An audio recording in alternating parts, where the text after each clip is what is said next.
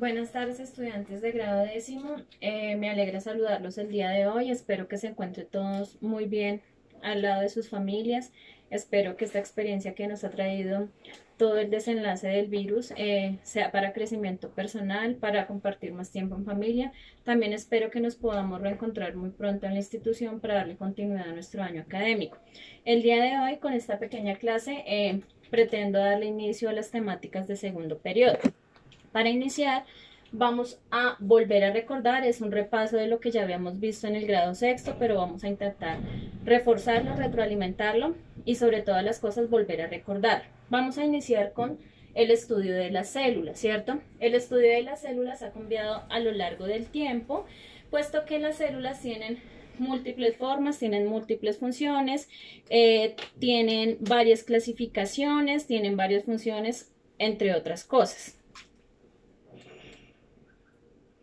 Para poder iniciar el estudio de la célula, debemos tener en cuenta qué es la teoría celular o quién la propuso. El personaje que la propuso se denomina Robert Hooke y es el mismo personaje que creó el primer microscopio.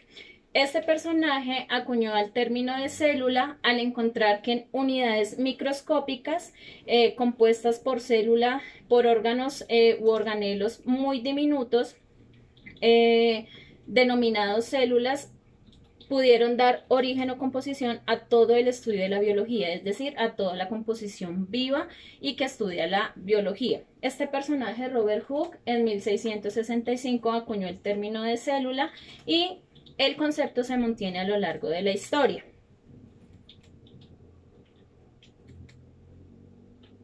Bueno, para iniciar entonces vamos a dar el concepto estructural de lo que es la célula. Debemos quitarnos de la mente que la célula es una partícula, que la célula es una molécula, que la célula es un átomo. No tiene nada que ver con eso. La célula es la unidad morfológica, funcional y fisiológica de todo organismo vivo. Todo organismo que esté vivo tiene célula. Y el ejercicio más rápido para poderlo definir o tratar de identificar qué organismos tienen célula y qué organismos no tienen célula, podemos hacer el ejercicio rápido de que cualquier organismo que no se encuentre incluido dentro de los reinos de la naturaleza simple y llanamente no tiene célula. Entonces vamos a hacer un ejercicio rápido. El átomo, ¿está vivo o no está vivo? Pensándolo bien, ¿a qué reino de la naturaleza pertenece el átomo? ¿Cierto? A ninguno. Entonces sería un componente que no está vivo, no hace parte de la biología, sino hace parte de la química. La materia, ¿a qué reino de la naturaleza pertenece? A ninguno, ¿cierto? Entonces, como no pertenece a ningún reino de la naturaleza, lo podemos clasificar como un organismo que no está vivo. Si pensamos en las plantas, si pensamos en los animales, si pensamos en las bacterias, si pensamos en los hongos, si pensamos en los protistos, esos organismos que hacen parte de nuestros 5 reinos de la naturaleza, sí se consideran que están compuestos de célula. Entonces, aclarando, célula es la unidad funcional, fisiológica y morfológica de todo organismo vivo. Dentro de nuestra clasificación celular existen 2 tipos de célula con unas características macro. Iniciamos con la explicación de lo que se denomina célula procariota, ¿cierto? La célula procariota es una célula que es propia y única y exclusivamente del reino Monera. ¿Por qué es única del reino Monera? Porque es una célula que dentro de su estructura no tiene los organelos bien definidos, es una célula pequeña, es una célula menos compleja, que su funcionamiento es mucho más sencillo y solo se acuña a las bacterias o al reino Monera porque estos organismos tienen la misma clasificación o las mismas características. Son organismos sencillos que realizan sus procesos vitales por membrana celular o simplemente a nivel celular, porque ellos no poseen ni tejidos, ni órganos, ni mucho menos sistemas. Entonces, la célula procariota es una célula pequeña, sencilla, que no tiene sus organelos bien definidos y que solo hace parte del reino Monera. Esta es una imagen de lo que sería una célula procariota. Ellos tienen sus organelos, sí, pero digamos que no son funciones específicas como lo tendría la otra célula, que es la más especializada. Las células eucariotas son células que ya son especializadas en su funcionamiento, que ya tienen todos sus organelos bien definidos, que sus organelos realizan sus funciones específicas, son células más grandes y por ende dentro de nuestra célula eucariota encajaría lo que es la célula animal y la célula vegetal. Este es un ejemplo de una célula eucariota, sería nuestra célula animal. También hace parte de la célula eucariota la célula vegetal.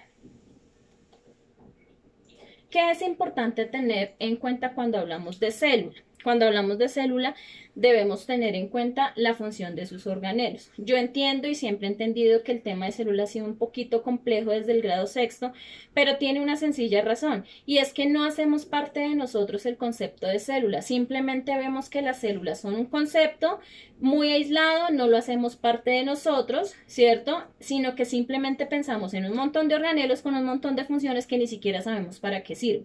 Si nosotros pusiésemos o identificáramos la célula como parte de nosotros y nos identificáramos como organismos unicelulares, pluricelulares o multicelulares, sencillamente podríamos entender cuál es la función específica de cada organelo. Entonces los invito y el ejercicio es que no veamos la célula como algo aislado, como algo aparte, sino que nos identifiquemos como organismos celulares. Para poder empezar a dar esta explicación, vamos a empezar a definir cuáles son las funciones de cada organelo de la célula.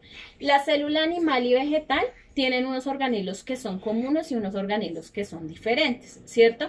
Entonces vamos a hablar de los organelos que son comunes tanto en célula animal como en célula vegetal y de unos organelos que son comunes pero que son los más importantes. Quiere decir que en caso de que algún organelo llegue a faltar, la célula deja de funcionar y su producción metabólica, síntesis de proteínas, lípidos y funciones metabólicas dejan de funcionar. Para dar inicio, entonces, el primer organelo de nuestras células se denominan ribosomas. ¿Por qué son importantes los ribosomas? Los ribosomas son los que sintetizan todo el ARN, ¿cierto? Toda la cadena de ARN que se convierte en una traducción de proteínas para finalmente codificar la genética de los organismos, ¿cierto? Si nosotros vemos los ribosomas como algo aislado, pues no vamos a entender cómo funcionan nosotros, pero si nosotros vemos que los ribosomas son importantes en nosotros porque ayudan a sintetizar el ADN que viene de nuestros papás o de nuestro pool genético y ayudan a codificar todos los genes dominantes y recesivos que tenemos nosotros, como el color del cabello, la forma y textura de los ojos, tamaño de la nariz, las manos y todo lo que ya los estudiantes de décimo conocemos como genes dominantes y recesivos. Estos ribosomas son importantes para la síntesis de todos esos genes que ya conocemos.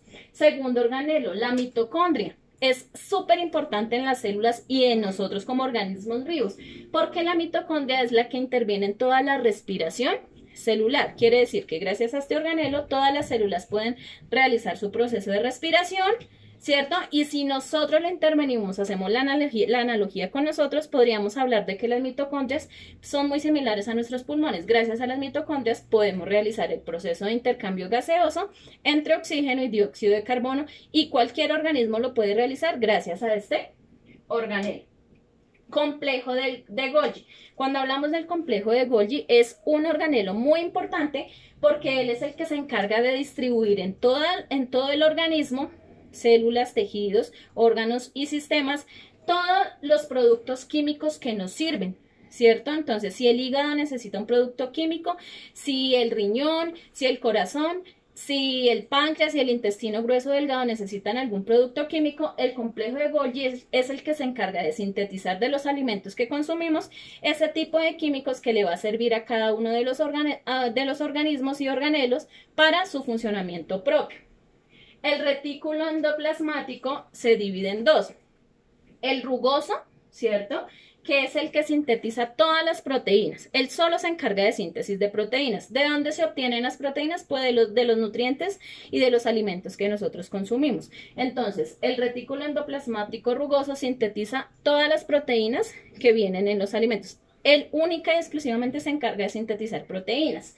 Retículo endoplasmático liso es el que se encarga de que el cuerpo funcione hormonalmente muy bien. ¿Qué quiere decir? Que regula endocrinamente nuestro organismo. Quiere decir que desde que nos comemos un pastel, empieza el retículo endoplasmático liso a hacer su funcionamiento de degradación de azúcares, bla, bla, bla, y todas las hormonas que intervienen en nosotros, desde el crecimiento de caracteres secundarios, como es el vello púbico, el vello axilar, que a las niñas les crezcan los senos, que les crezcan las caderas, desde la degradación de vitaminas, lípidos, desde el hecho que produzcamos las hormonas necesarias para el azúcar, para no tener diabetes, para no tener hipoglicemia y todas las hormonas que necesita el cuerpo, las sintetiza entonces el retículo endoplasmático liso. Lisosomas. Los lisosomas son los que se encargan de realizar toda la digestión de la célula. La digestión de la célula, entonces, quiere decir que es el que se encarga de sintetizar entre los productos que nos sirven, ¿cierto? Para convertirlos en nutrientes y lo que no nos sirve, convertirlo en producto de desecho. Y por último, las vacuolas tiene que ver con el organelo que elimina todos y absolutamente todos los productos de desecho de nuestro cuerpo. ¿Listo? Entonces, vacuolas se encargan de eliminar todos los productos de desecho que tiene nuestro cuerpo. Si hacemos una analogía con la vacuola, ¿a qué haríamos referencia? A todo el sistema excretor de nosotros, ¿cierto? Porque el sistema excretor es el que elimina todos los productos de desecho que tenemos nosotros. Entonces, estos organelos son los organelos que son comunes entre célula animal y vegetal y que realizan estas funciones específicas. Vamos a hablar de los 3 organelos que son más importantes de toda célula, ¿cierto? Si alguno de estos organelos llega a faltar, el funcionamiento, estructura, morfología y fisiología de la célula simplemente deja de funcionar. Y si una célula muere, puede llevar a la muerte de muchas células, ¿cierto? Y si muchas células mueren, los tejidos pueden llegar a morir. Y si llegan a morir los tejidos, los órganos dejan de funcionar. Y si no hay órganos, pues no hay sistemas. Si no hay sistemas, no hay órganos. Esa es la importancia de poder tener unas células saludables.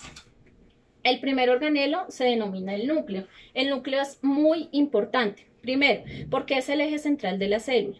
¿Qué quiere decir el eje central? El que le da la estructura, el que le da la forma, el que permite que los organelos no empiecen a moverse de lado a lado, sino que tengan unas partes definidas para hacer sus funciones definidas.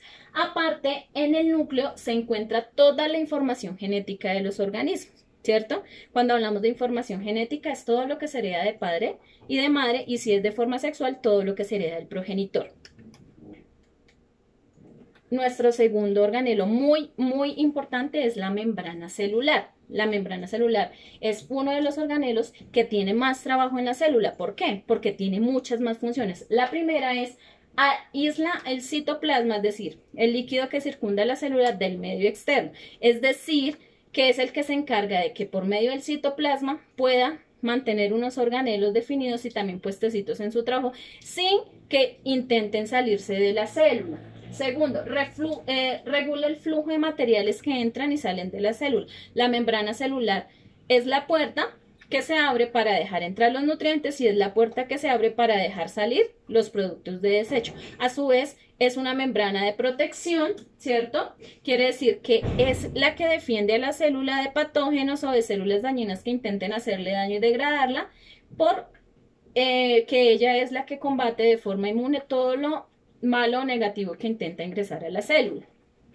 Permite la interacción con otras células. Nosotros tenemos múltiples células, muchas células en el cuerpo, todas son muy diferentes, todas tienen unas formas diferentes. Tenemos células óseas, tenemos células musculares, tenemos células respiratorias, tenemos células circulatorias y todas son definidas y se diferencian gracias a que tienen una membrana celular.